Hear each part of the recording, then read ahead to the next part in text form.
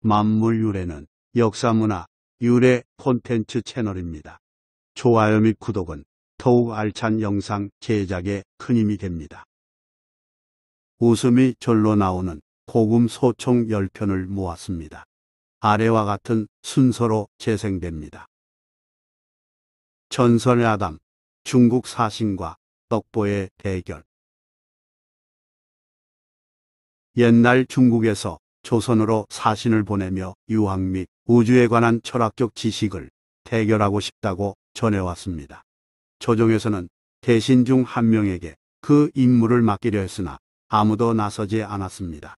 평소에 철학 운운하며 잘난 척하던 사람들은 괜히 나섰다가 망신당할까 싶어서 모두 입을 다물었습니다. 하여 나라에서는 급히 전국에 방문을 붙여 큰 상금을 내리겠다면서 자원자를 구했습니다. 사람들은 상금에 욕심을 냈지만 중국 사신과 어떤 지식 대결을 할지 모르기에 가만히 있었습니다. 그때 떡을 무척 좋아하는 떡보가 방문 앞에 모인 사람들에게 다가가서 무슨 일이냐고 물었습니다. 이때 구경꾼 중 한 명이 떡보에게 장난스레 말했습니다. 중국 사신과 대결해서 이기면 나라에서 맛있는 떡을 아주 많이 주겠노라는 내용이네. 떡보는 희색이 만연한 얼굴로 자원하고 나섰습니다. 정부에서는 자원자가 단 한 명이기에 어쩔 수 없이 떡보를 중국 사신 앞에 마주 앉혔습니다. 중국 사신은 떡보의 초라한 생색을 훑어본 후 아무 말 없이 떡보에게 손가락 3개를 펴 보였는데 이는 삼강을 아느냐라는 물음이었습니다. 삼강은 유교 도덕에서 기본이 되는 3가지 강령, 곧 임금과 신하, 부모와 자식, 남편과 아내 사이에 마땅히 지켜야 할 도리를 아울러 이루는 말입니다. 그런데 떡보는 아침에 떡을 몇 개 먹었냐고 물은 줄 알고 5개 먹었다는 의미로 손가락 5개를 펴 보였습니다. 떡보가 당당히 반응하자 중국 사신은 떡보의 손짓을 삼강은 물론 오륜도 안다라는 대답으로 오해했습니다. 오륜은 유학에서 사람이 지켜야 할 5가지 도리를 이루는 말입니다. 중국 사신은 살짝 고개를 끄덕인 뒤 다음 질문을 던졌습니다. 사신은 오른손으로 엄지와 검지를 붙여 동그라미를 만들어 보였습니다. 그걸 본 떡보는 동그란 떡을 먹었느냐라고 물은 걸로 생각하고 네모난 절편을 먹었다는 뜻에서 두 손으로 네모를 만들어 보였습니다. 그러자 중국 사신은 무릎을 탁 치며 감탄했습니다. 자신이 우주는 동그랗다라고 손짓으로 표현한 데 대해 떡보가 땅은 네모나게 생겼다라고 대답한 것으로 오해했기 때문입니다. 당시에는 우주는 동그랗지만 대지는 평평하고 네모나다라는 사상이 지배적이었기에 떡보의 대답이 철학적으로 해석된 것입니다. 엽전으로 불린 노쇠로 만든 동전이 네모난 구멍 있는 원형인 이유도 바로 여기에 있습니다. 다시 말해 해동통보, 상평통보 같은 화폐는 둥근 우주와 네모난 땅을 표현한 것입니다. 그러하기에 중국 사신은 떡보의 철학적 지식에 대해 칭찬했고 조선 정부는 떡보에게 큰 상금을 내렸다고 합니다. 전설야담, 장사꾼이 기생 보고 통곡한 까닭. 옛날에 여기저기 떠돌아다니며 잡화를 파는 장사꾼이 있었습니다. 그는 평양에서 모처럼 물건을 많이 팔아 이문이 크게 남자 기생으로 유명한 평양인지라 계집 생각이 나서 한 기생집을 찾아갔습니다. 술상이 차려지고 제법 예쁜 기생이 옆에 앉아 술을 따르며 수작을 부렸습니다. 너의 나이 몇이냐? 장사꾼이 나이를 묻자 기생은 18 꼭 같은 나이라고 답했습니다. 참 좋은 나이로구나. 장사꾼은 아양 떠는 기생에게 해옥값을 넉넉히 주었습니다. 해옥값이란 남자가 기생과 육체 관계를 맺고 그 대가로 주는 돈을 이르는 말입니다. 해우체 혹은 화대라고도 말합니다. 장사꾼은 이듬해 다시 평양에 들렀는데 이때는 장사가 시원치 않아 별로 돈을 벌지 못했습니다. 그래도 지난해 만났던 18복 같은 기생이 생각났기에 기억을 더듬어 찾아갔습니다. 하지만 반겨주리라는 기대와 달리 기생은 장사꾼을 전혀 알아보지 못했습니다. 상대하는 남자가 워낙 많은 탓이었습니다. 장사꾼은 실망을 감추고 옆에 앉은 그 기생에게 처음 본 듯 나이를 물었습니다. 호호호, 17이옵니다. 19이 아닌 17이라는 말에 장사꾼은 속으로 어이없어 했습니다.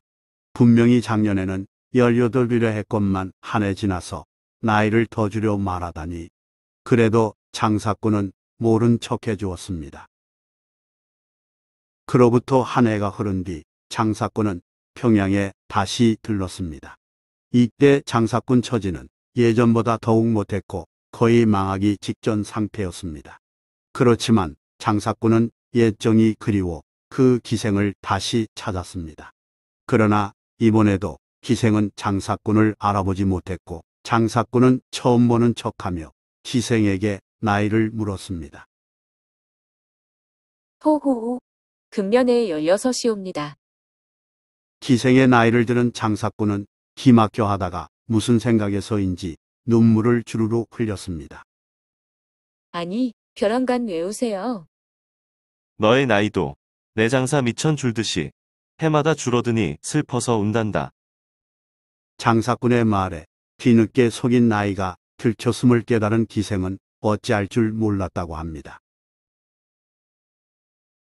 전설야담, 강새를 어이하랴. 강새가 모처럼 밭에서 일하고 있는데 옥녀가 밥 먹으러 오라고 불렀습니다. 여보, 식사하러 오세요. 그러자 강새는 크게 소리쳐 이렇게 대답했습니다. 쟁기랑 호미를 나무 밑에 묻어두고 갈게. 강새는 집에 가서 밥도 먹고 사랑도 할 생각에 후다닥 집으로 향했습니다.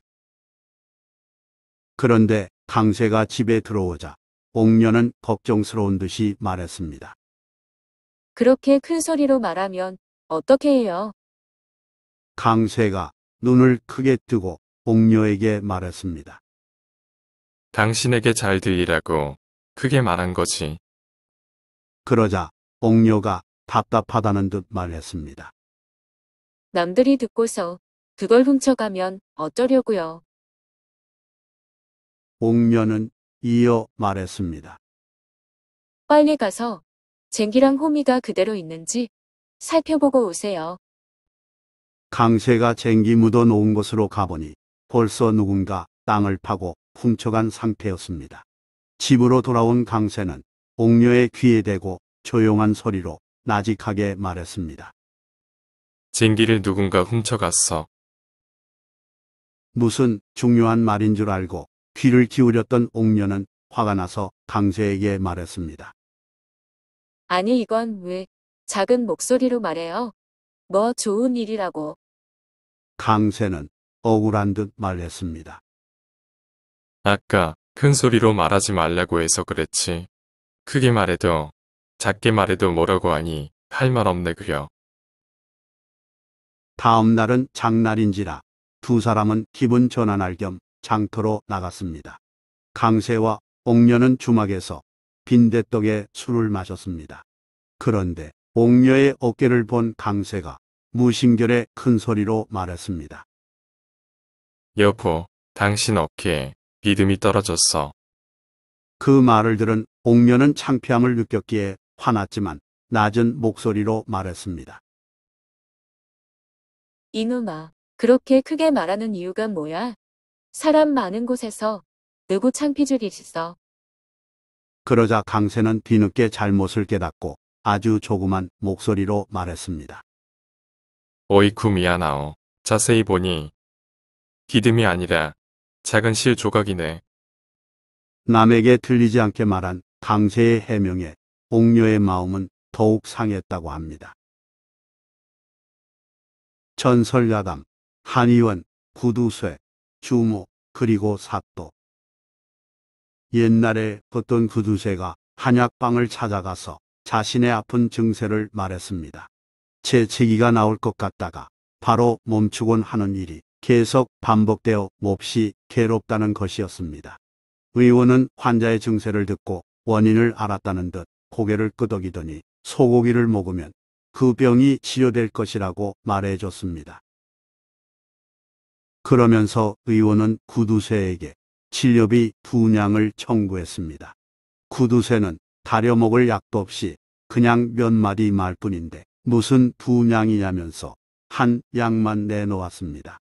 의원이 황당해했지만 구두쇠는 아랑곳하지 않고 한약방을 나오면서 한마디 했습니다. 말 한마디에 한 양이면 듣지. 더 바라면 도둑놈이고. 구두쇠는 소고기를 사러 가는 도중에 우연히 주막에서 주모가 석판에 불고기 굽는 모습을 봤습니다. 구두쇠는 그리로 가서 불판 근처에 코를 가까이 대고 킁킁거리며 냄새를 맡았습니다. 뭐 하는 짓이냐는 주모의 핀잔에도 불구하고 구두쇠는 소고기 익는 냄새를 잠시 즐겼습니다. 그런데 신기하게도 구두쇠의 재채기 감질 증세가 곧바로 치료되었습니다. 구두쇠는 주모에게 고맙다면서 방금 한약방에서 진단받은 질병 이야기를 해줬습니다. 그러자 주모가 구두쇠에게 이렇게 말했습니다. 내가 구운 소고기 냄새를 맡고 병이 나았으니 나에게 사례비로 한 양을 주세요. 구두쇠는 무슨 소리냐고 퍼적이면서 고개를 도리질했습니다. 두 사람 사이에 언쟁이 일어났고 점점 감정만 나빠졌습니다. 구두쇠가 그대로 달아나자 역시 구두쇠인 주모는 가만히 있지 않았습니다. 주모는 관청으로 가서 사또에게 구두쇠로부터 돈을 받게 해달라고 호소했습니다. 사또는 재판하기 위해 한의원과 구두쇠 그리고 주모를 모두 불렀습니다. 사또는 세 사람 얘기를 차례로 들어보더니 잠시 생각에 잠겼습니다. 얼마 후 사또는 이방 아전에게 엽전 몇 개를 돈 주머니에 넣은 뒤 흔들어 딸랑딸랑 소리를 내라고 명했습니다. 이방이 엽전 소리를 내자 사또는 주모에게 이렇게 말했습니다. 저자는 불고기 냄새만 맡았으니 그대는 동전 소리만 들으면 해결될 일이니라. 이런 사또의 판결에 구두쇠는 환한 얼굴을 했고 주모는 아연실색한 표정이 되었습니다. 사또는 이어서 구두쇠에게 병이 완전히 나았냐고 확인했고 구두쇠는 그렇다고 대답했습니다. 그러자 사또는 구두쇠에게 이렇게 말했습니다. 내 놈은 의원에게 세냥을 즉각 지불하라. 남은 처방비 1냥에 이곳까지의 왕진비 2냥이니라. 돈을 아끼려던 구두쇠는 계례 2냥을 더 내게 됐고 공연히 돈 욕심부린 주모는 허탈하게 발걸음을 옮겨야 했습니다. 한편 이후 구두쇠는 주막을 지날 때마다 돈 주머니를 흔들어 엽전 소리를 내며 주모를 약올렸다고 합니다. 전설야담, 스님들의 허풍 대결. 오래전에 있었던 일입니다. 경남 합천에 있는 해인사 가마솥이 엄청 크다는 소문이 나더니 이번에는 안변에 있는 서왕사 변소 깊이가 제일이라는 소문이 나돌았습니다. 이 소문을 들은 해인사 스님 한 명이 서왕사 변소가 얼마나 깊은지 실제로 답사하기 위해서 길을 떠났습니다. 그 무렵 서왕사 스님 한 명도 해인사 가마솥이 얼마나 크기에 소문이 굉장한지 직접 보려고 길을 떠났습니다. 이렇게 각자 출발한 두 스님은 도중에서 마주치게 됐는데 먼저 서왕사 스님이 물었습니다. 해인사 가마솥이 크다는 소문이 자자한데 대관절 얼마나 크기에 그렇습니까? 해인사 스님이 잠시 생각하더니 이렇게 대답했습니다. 어떻게 말해야 그 크기를 짐작할 수 있을까요? 아무튼 지난 동짓달에 팥죽을 쓸 때 어찌나 넓은지 나룻배를 타고 노로 팥죽을 젓던 중이 아직껏 돌아오지 않았습니다. 그게 정말인가요? 정말 크긴 큰 모양이군요. 서왕사 스님이 감탄하자 이번에는 해인사 스님이 물었습니다. 그런데 서광사 변소는 얼마나 깊기에 소문이 굉장합니까? 그러자 서왕사 스님은 망설이지 않고 이렇게 대답했습니다. 말씀드리기가 좀 거북합니다만 제가 절을 떠날 때 길을 보고 나왔는데 아직도 그것이 밑바닥에 떨어지지 못했을 겁니다. 전설야담 김선달과 생선장수. 김선달이 생선가게에서 싱싱한 조기를 사려고 이리저리 살펴보았습니다. 김선달은 그중 한 마리를 들어 상태를 보더니 약간 상했나 싶어서 킁킁거리며 냄새를 맡았습니다. 생선가게 주인은 그 모습이 못마땅해서 버럭 소리를 질렀습니다. 왜 멀쩡한 생선을 가지고 요란스레 냄새를 맡고 야단이요?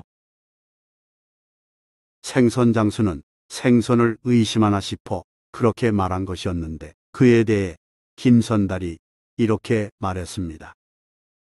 냄새를 맡은 것이 아니라 귓속말로 바다 소식을 좀 물어봤다요. 그 말에 주인은 어이없어 하면서도 순간 호기심이 생겼기에 궁금한 표정을 지으며 물었습니다. 그래, 조기가 뭐라 말합니까? 생선장수가 이렇게 묻자 김선달은 능청스럽게 다음과 같이 대답했습니다. 조기가 그러더군요. 바다를 떠난 지 벌써 일주일이 넘었어. 최근 소식은 알 수 없다고 하더이다. 생선이 상했음을 돌려 말한 김선달의 재치에 생선가게 주인은 더 이상 어떤 말도 하지 못했다고 합니다. 전설야담 관찰사의 소망, 현감의 소원. 고려 마력 조은을은 황해도 관찰사로 있을 때 날마다 반드시 아미타불을 염송하는 습관이 있었습니다. 조은을은 관내 어디로 가든 새벽에 일어나서 아미타불을 염송했습니다. 조은을이 관내 9년을 순시하기 위해 황해도 백천 땅에 당도했을 때의 일입니다. 조은을은 이날도 습관대로 새벽 늦게 잠이 깼는데 밖에서 귀에 윤 이름이 들렸습니다. 조은을, 조은을. 누군가 자기 이름을 마치 연불하듯 반복하는 것이었습니다. 조은을이 살짝 문을 열고 살펴보니 백천 현감 박희문이 자신이 있는 방을 향해 연신 두 손을 빌면서 염송하고 있었습니다. 조은을이 괴하게 생각해서 박희문을 불러 그 연유를 물었습니다. 박희문은 송구한 표정을 지으면서 이렇게 말했습니다. 관찰사께서는 아미타불을 염송하여 성불하고자 하시기에 저는 조은을을 염송하여 관찰사가 되고자 그렇게 했나이다. 뜻밖의 말에 조은을은 껄껄껄 웃었다고 합니다. 전설야담 늙은 사냥꾼과 젊은 농부의 대결. 옛날 어느 날 어떤 늙은 사냥꾼이 산으로 들어가서 사냥감을 찾았습니다. 마침 노루가 눈에 띄기에 재빨리 화살을 날렸습니다. 허리에 화살을 맞은 노루가 도망가자 사냥꾼은 노루의 급소를 노리며 재차 화살을 쏘았습니다. 달아나던 노루는 근처 농가 살인문 안으로 들어가서 죽었습니다. 사냥꾼은 마당에 있던 집주인 농부에게 인사한 후 노루를 달라고 말했습니다. 젊은 농부는 뜻밖의 노루를 보니 모처럼 고기 생각이 났기에 다음과 같이 말하며 단호히 거절했습니다. 노루가 제 발로 내 집에 들어온 것이니 제 것입니다. 사냥꾼은 자기가 잡았다며 소유권을 주장했지만 농부는 막무가내였습니다. 사냥꾼이 그런 반반으로 나누자고 물러서도 농부는 온전히 자기 것이라고 우겼습니다. 젊은 농부의 탐욕과 무례함에 마음이 상한 사냥꾼은 잠시 생각에 잠기더니 이렇게 제안했습니다. 그럼 우리 주먹 대결로 결판을 냅시다. 젊은 농부는 늙은 사냥꾼의 작은 몸을 훑어보더니 동의했습니다. 주먹으로 2대씩 때려서 상대방이 항복하면 지는 겁니다. 내가 나이가 많으니 먼저 시작하겠소. 말을 마친 늙은 사냥꾼은 젊은 농부의 얼굴을 향해 힘껏 주먹을 날렸습니다. 예상보다 큰 충격에 젊은 농부는 눈에서 별이 번쩍하는 느낌을 받았습니다. 그래도 농부는 괜찮은 척하며 다시 맞을 준비를 했습니다. 늙은 사냥꾼은 이번에는 주먹으로 젊은 농부의 복부를 사정없이 가격했습니다. 사냥꾼의 몸집은 작아도 야무진 몸매에서 나오는 힘은 장난이 아니었기에 젊은 농부는 마당에 풀썩 주저앉았습니다. 자기 차례가 된 농부가 겨우 일어나 때릴 준비를 하자 사냥꾼은 이렇게 말했습니다. 내가 졌소. 노루는 당신이 가지시오. 전설야담 노랑이 황부자 잔머리 쓴 사연. 옛날 돈 한 푼에 벌벌 떨기로 유명한 노랑이 황부자가 있었습니다. 초겨울의 어느 날 황부자는 두러진 방문으로 들어오는 찬바람에 추위를 심하게 느꼈습니다. 돈 들여 종이를 사오기는 싫어서 집안 곳곳을 한참 동안 샅샅이 뒤져 조그만 종이 조각 하나를 발견했습니다. 옳거니 이거면 됐다. 그런데 그 종이로 뚫린 구멍을 막으려고 대어 보았더니 조금 작아서 완전히 막을 수 없었습니다. 황부자는 한참 동안 궁리하다가 더 큰 종이를 얻을 계책을 생각해냈습니다.